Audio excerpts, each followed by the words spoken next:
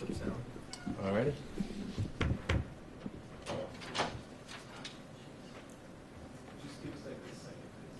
Okay.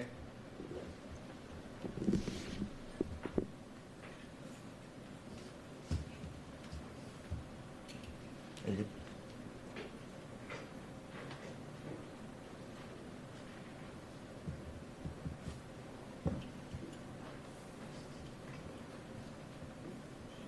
I'll be the one guy who moves up.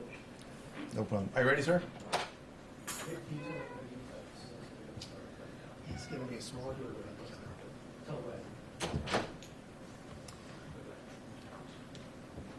All right, good afternoon again, everybody. Give you another minute. You want to re-situate?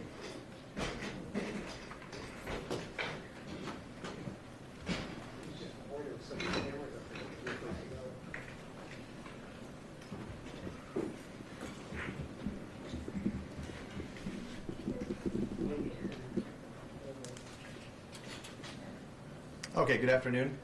My name is Captain Joseph Darris. Today I'll be introducing you again to our chief, Scott Smithy, who will go over some additional information about this investigation. I'll tell you, just remind you that when you take note of his name, it's spelled S-C-O-T, only one T in the first name, and S-M-I-T-H-E-E for the last name. Immediately following his comments, we will entertain some questions if you have any of those, and kind of see how things work out and go from there. Okay, so with that, Chief Smith.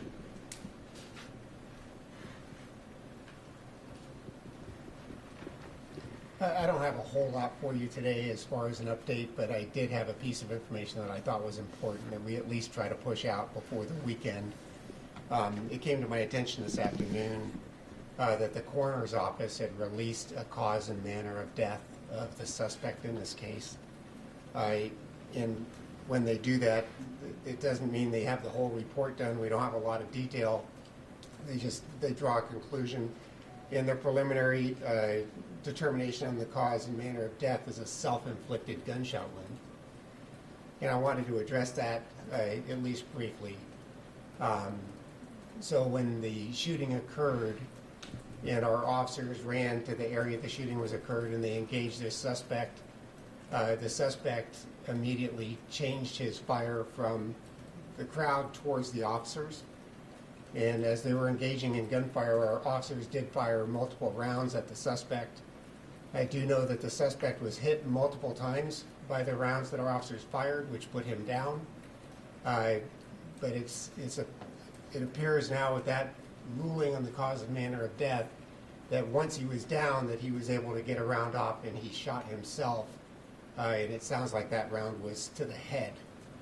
I don't think that really changes much of anything, but if somebody were to look at just the cause and manner, and then they might start asking a lot of questions, and I wanted to make sure that the information remained consistent and we didn't get a different sort of a story going out over the weekend.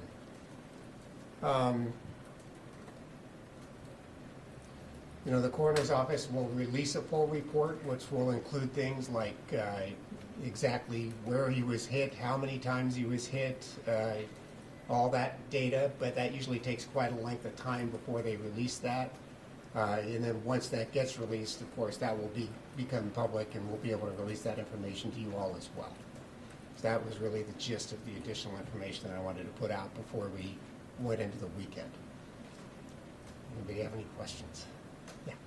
Did the officer see the gunman turn and shoot himself in the head? You know, I don't know. I don't believe they did. I just don't know. He may have already been down on the ground when it occurred, but until we get the full report. Early indications to me is that they did not realize that had happened.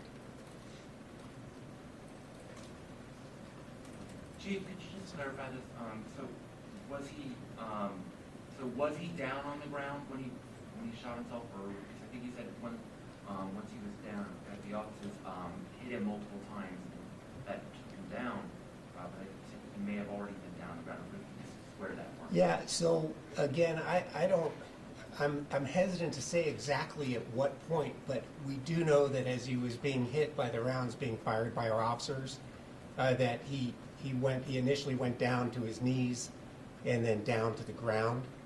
But I don't have enough data to suggest at what point during that sequence of events this round from his rifle may have been fired. I just don't know. Can you say approximately how many times he was struck by the gunfire from the officers? I- How many rounds they fired? Yeah, I don't know how many rounds they fired yet. Obviously, it would be several. I'll wait till the FBI to come up with that. They'll be able to tell us exactly. And frankly, I don't know how many times the suspect was struck, other than I've gotten at least early reports that it was multiple times. And a follow-up question to that. Yesterday you addressed whether any of the bullets fired by the officers had struck anybody, any bystanders. That still appeared to be the case, that no bystanders were struck by these gunfire? Yeah, so we currently have no evidence to suggest that bystanders were struck by the officer's gunfire. Do we know how many officers were shooting at the gunman? 3. And those were the 3 officers' names I released yesterday. Do you know where the officer shot the gunman? Where on his body? I don't have enough data for that to answer that. That'll be part of that full coroner's report, so they'll be able to tell us exactly where and how many times. Be clear, that he used the AK-47 variant weapon to shoot himself? That's my understanding.